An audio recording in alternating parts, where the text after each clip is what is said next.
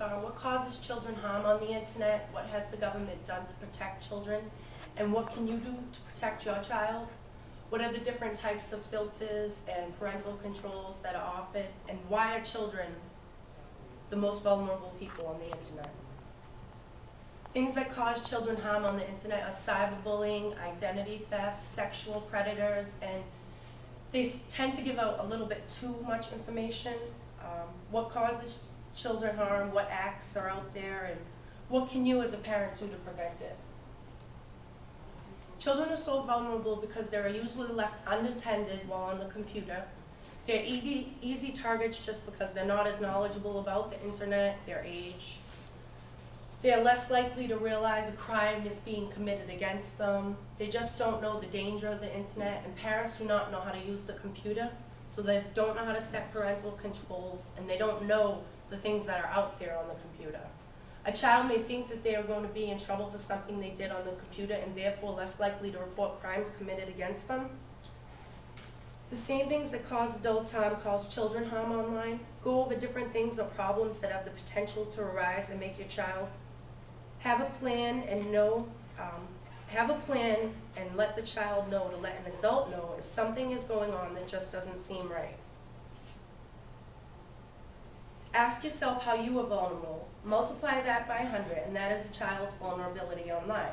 Just like the elderly, they are easy targets because they are less likely to be aware of what is going on around them and less likely for a red flag to go up in a child's head. Cyberbullying is one of the main things that children have to worry about on the internet. They're being bullied nowadays by other parents, other children. Cyberbullying involves the use of information and communication technologies to support deliberate, repeated, and hostile behavior by an individual or group intended to harm others.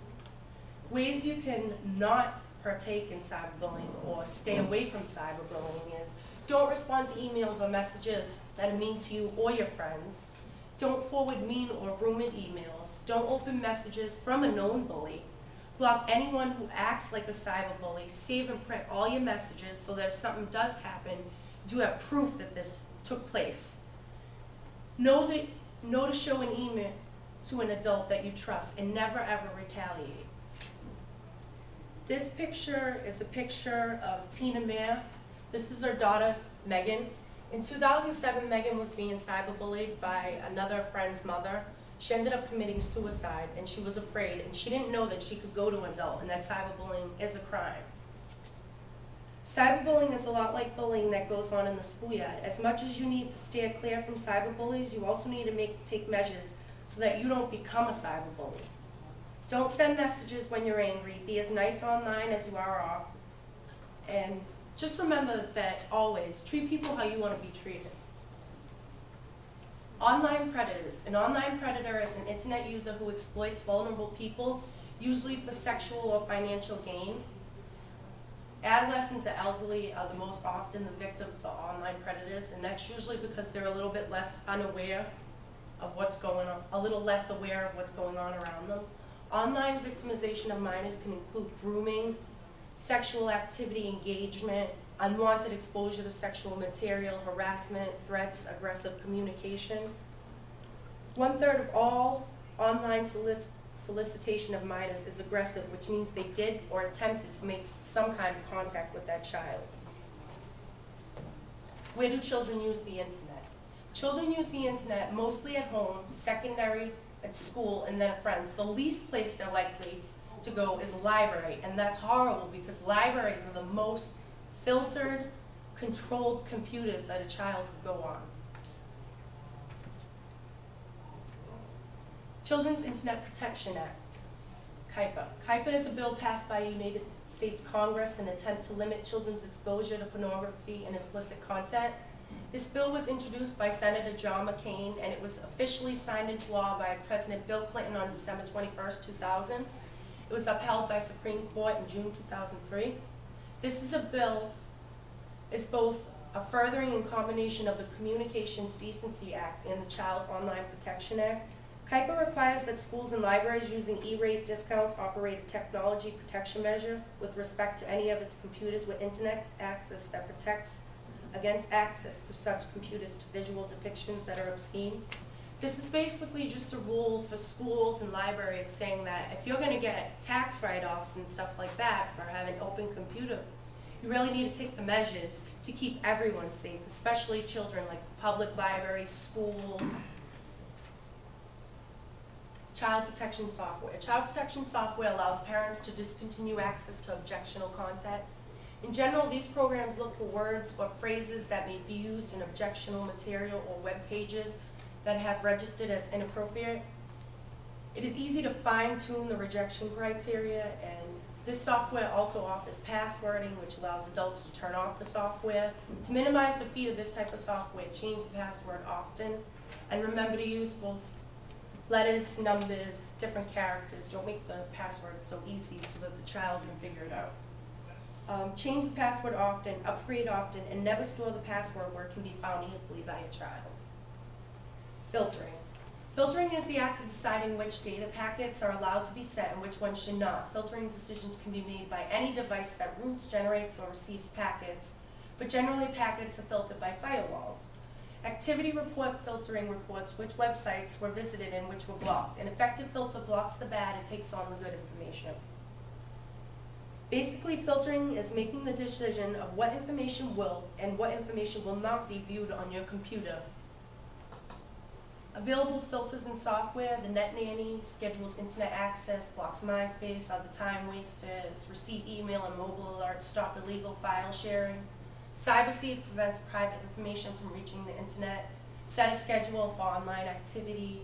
Set different levels of restriction. iProtectQ have integration with popular search engine, blocks messages, instant messages, restricts chatting. The Net Nanny is offered for $39.99 a month. CyberSafe is offered for $34.95 a month, and iProtectQ is offered for $34.95 a month. Age-based guidelines for children on the internet. As your children get older, there are less precautions you have to take, but you should always, still, no matter how old your child is, go over the dangers of the computer over and over until it is embedded in their brain. Up to age 10, there should be very high settings. Supervise and monitor your child. Never let your child go on the computer unattended. Age 11 to 14, medium settings. Children are maturing a little bit more. They need to be exposed to more things for education and stuff like that. But it's still a good idea to supervise and monitor their internet use.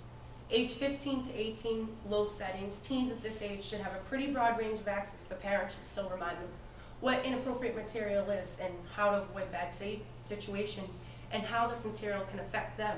Because some of this material could get them in trouble if they download it.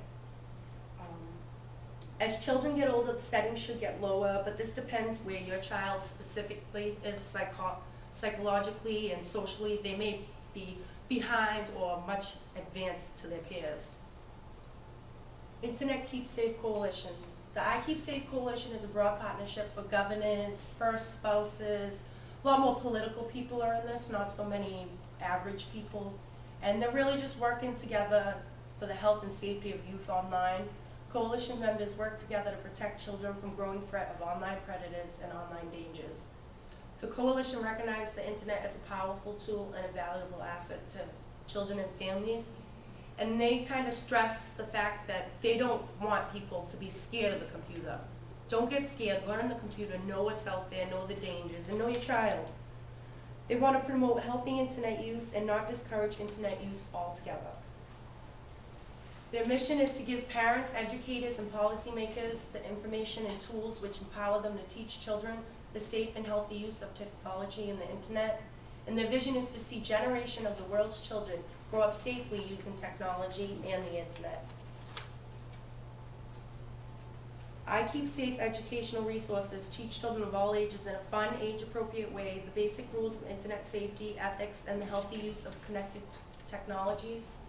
In conclusion, these are just some things that you yourself can do as a parent where you don't really need to go to outside help like, software or anything like that. You and your child should be aware of the dangers of the internet. Protect your children and yourself anytime you're on the internet. Have a plan if something should go wrong. Know who to talk to and where to report it. Have an open relationship with your child where they feel like they can talk to you about anything.